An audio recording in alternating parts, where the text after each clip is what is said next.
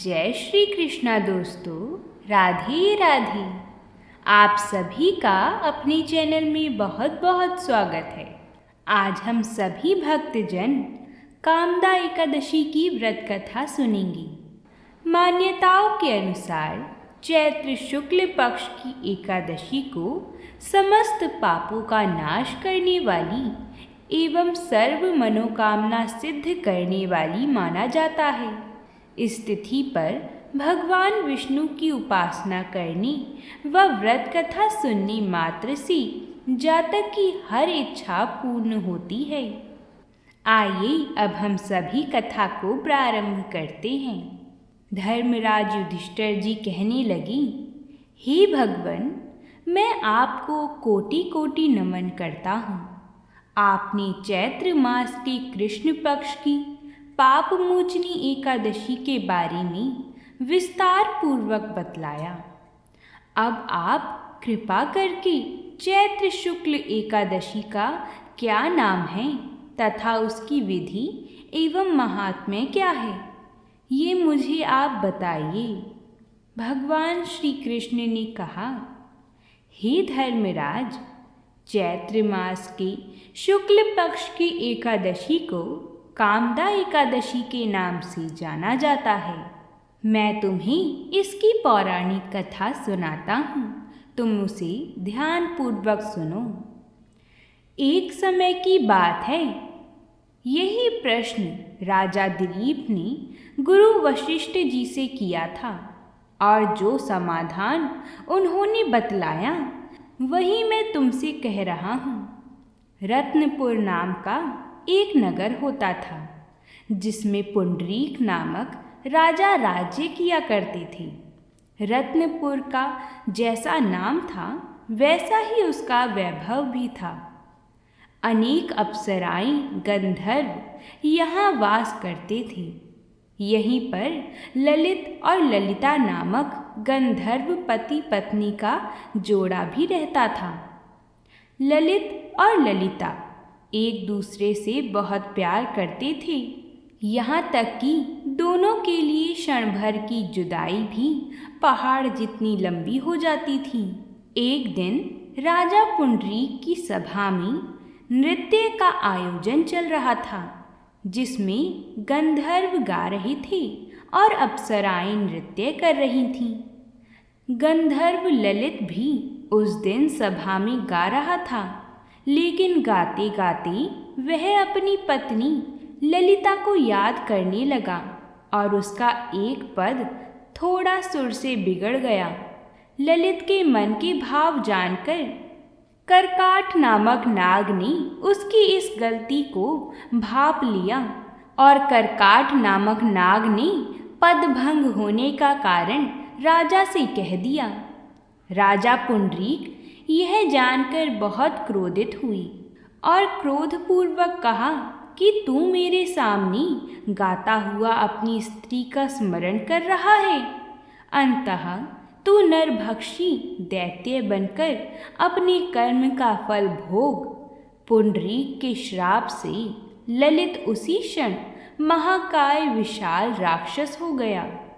इस प्रकार राक्षस होकर वह अनेक प्रकार के दुख भोगने लगा। जब उसकी प्रियतमा ललिता को यह वृत्तांत मालूम हुआ तो उसे अत्यंत खेद हुआ और वह अपने पति के उद्धार का यत्न सोचने लगी। वह राक्षस अनेक प्रकार के घोर दुख सहता हुआ घने वनों में रहने लगा।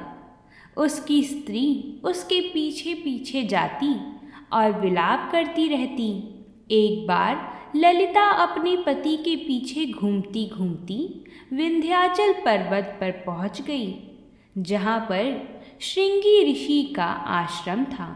ललिता शीघ्र ही श्रृंगी ऋषि के आश्रम में गई और वहां जाकर विनीत भाव से प्रार्थना करने लगी।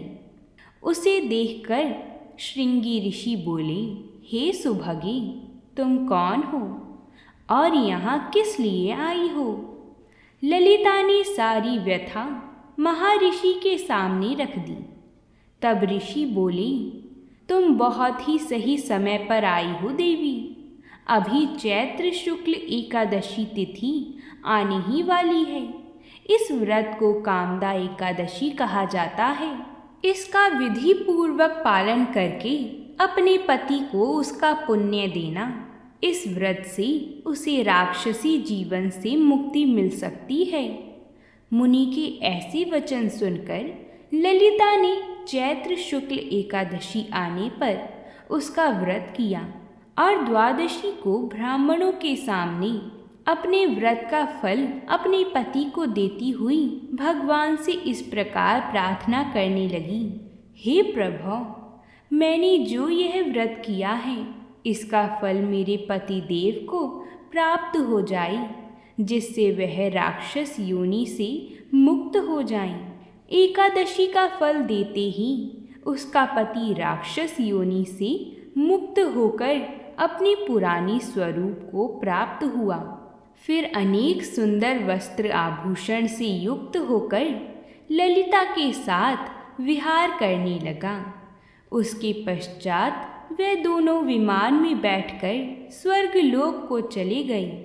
अंततः हे राजन, इस व्रत को विधि पूर्वक करने से समस्त पाप नाश हो जाते हैं तथा राक्षस आदि की योनि भी छूट जाती है। संसार में इसके बराबर कोई और दूसरा व्रत नहीं है। इसकी कथा पढ़ने या सुनने से वाजपेयी यज्ञ का फल प्राप्त होता है। तो बोलिए भगवान विष्णु की जय हो। आइए अब हम राजा अम्बरीश की कथा सुनते हैं। यह कथा एकादशी पर सुनने का बड़ा ही महत्व माना जाता है और यह बड़ी ही महत्वपूर्ण कथा कही गई है। बोलिए भगवान श्री कृष्ण की जय हो।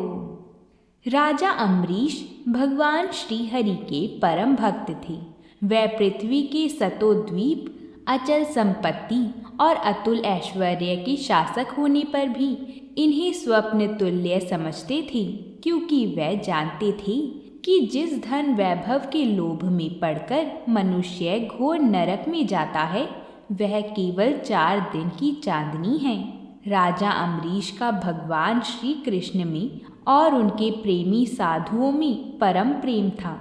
उन्होंने अपने मन को श्री कृष्ण के चरणों में, वाणी को भगवान के गुणों का गान करने में, हाथों को श्री हरि के मंदिर मार्जन में और अपने कानों को भगवान की मंगलमयी कथा के श्रवण में लगा रखा था।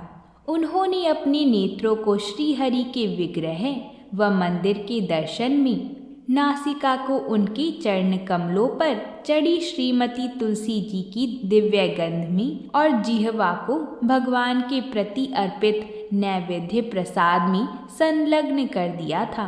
राजा अम्बरीश के पैर भगवान के क्षेत्र आदि की पैदल यात्रा करने में ही लगे रहते और वह सिर से भगवान श्री कृष्ण के चरण कमलों की वंदना किया करते थे।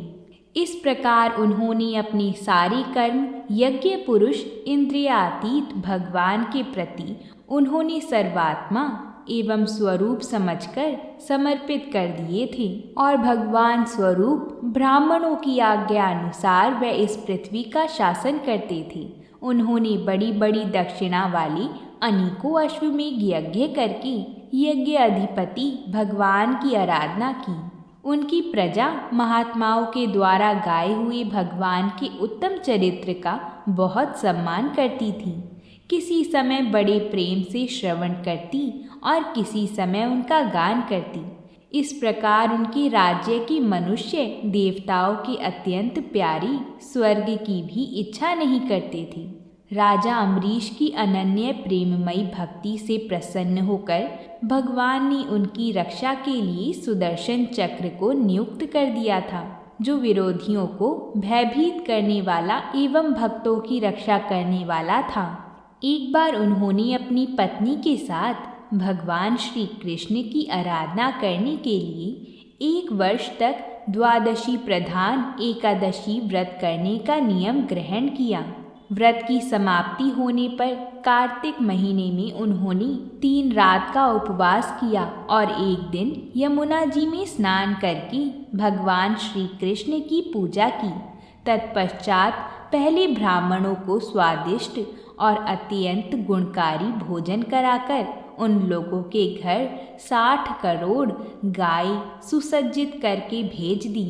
जब ब्राह्मणों को सब कुछ मिल चुका था तब राजा ने उन लोगों से आज्ञा लेकर व्रत का पारण करने की तैयारी। उसी समय शाप और वरदान देने में समर्थ स्वयं दुर्वासा ऋषि जी भी उनके यहाँ अतिथि के रूप में पधारे। राजा अम्बरीश उन्हें देखते ही उठकर खड़े हो गए, आसन देखकर बैठाया और विविध सामग्रियों से उनके चरणों में प्रणाम करके भोजन के लिए प्रार्थना की।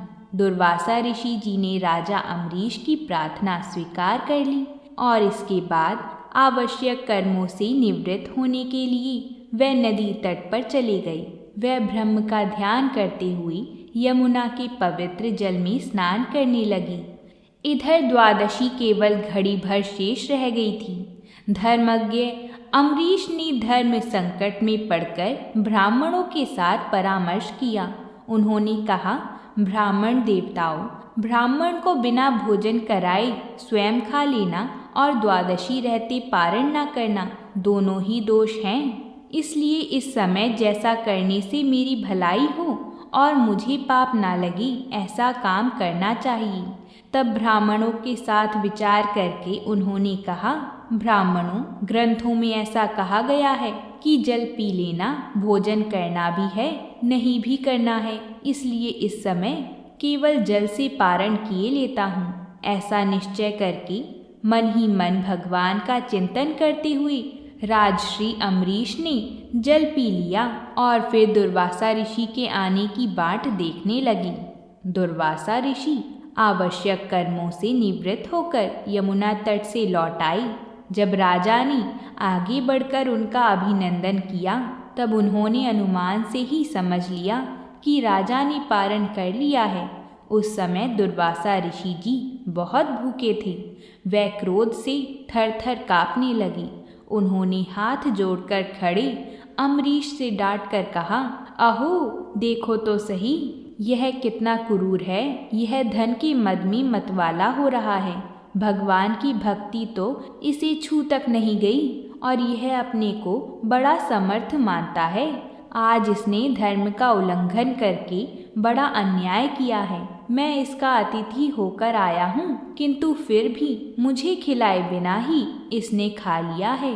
अच्छा देख, तुझे अभी इसका फल चखाता हूँ। यों कहते कहते वह क्रोध से जल उठी। उन्होंने अपनी एक जटा उखाड़ी और उससे अम्बरीश को मार डालने के लिए एक राक्षसी उत्पन्न की। वह आग के समान जलती हुई हाथ में तलवार लेकर राजा अम्बरीश पर टूट पड़ी। परम पुरुष परमात्मा ने अपने सेवक की रक्षा के लिए पहले से ही सुदर्शन चक्र को नियुक्त कर रखा था। जैसे आग क्रोध से गुर्राते हुए सांप को भस्म कर देती है, वैसे ही चक्र ने दुर्वासा ऋषि की राक्षसी को जलाकर ढेर कर दिया। जब दुर्वासा ऋषि जी ने देखा कि मेरी बनाई हुई राक्षसी तो जल रही है और चक्र मेरी ओर आ रहा है, तब वह भयभीत होकर अपने प्राण बचाने के लिए हाथ जोड़कर एकाएक भाग निकले। जैसे ऊंची ऊंची लपटों वाला दावानल सांप के पीछे दौड़ता है, वैसे ही भगवान का चक्र तो मेरे पीछे लग गया है।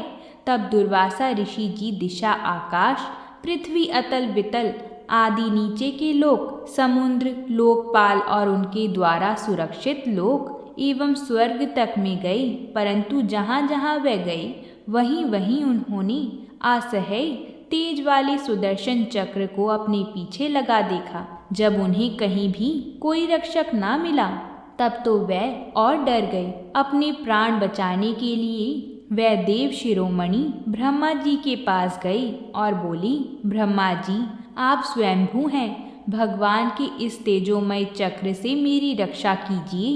ब्रह्मा जी ने कहा, दुर्वासा ऋषि जी, मैं शंकर जी, दक्ष, भृगु आदि, प्रजापति, भूतेश्वर आदि सब जिनके बनाए नियमों में बंधे हैं तथा जिनकी आज्ञा शिरोधार्य करके हम लोग संसार का हित करते हैं, उनके भक्त के द्रोही को बचाने में हम समर्थ नहीं हैं। जब ब्रह्मा जी ने इस प्रकार दुर्वासा ऋषि जी को निराश कर दिया, तब भगवान के चक्र से संतप्त होकर वह कैलाशवासी भगवान शंकर की शरण में गई। शंकर जी ने कहा, दुर्वासा जी, जिनसे पैदा हुए अनेकों ब्रह्मांडों में हमारे जैसे हजारों चक्कर काटते हैं, यह चक्र उन्हीं विश्वेश्वर का शस्त्र है। यह हम लोग के लिए असह्य है। तुम उन्हीं की शरण में जाओ, वह भगवान ही तुम्हारा मंगल करेंगे। निराश होकर दुर्वासा ऋषि जी श्री हरि भगवान के परम धाम वैकुंठ की तरफ भागे। दुर्वासा ऋषि जी भगवान के चक्र की आग से जल रहे थे। वह भगवान के चरणों में गिर पड़े। उन्होंने कहा, हे अच्युत, हे अनंत, आप संतों के एकमात्र इच्छित हैं। प्रभो, संपूर्ण जगत के जीवन दाता, मैं अपराधी हूँ। आपका परम प्रभाव न जानने के कारण ही मैंने आपके प्यारे भक्त का अपराध किया है। प्रभो, आप ही मुझे बचाइए।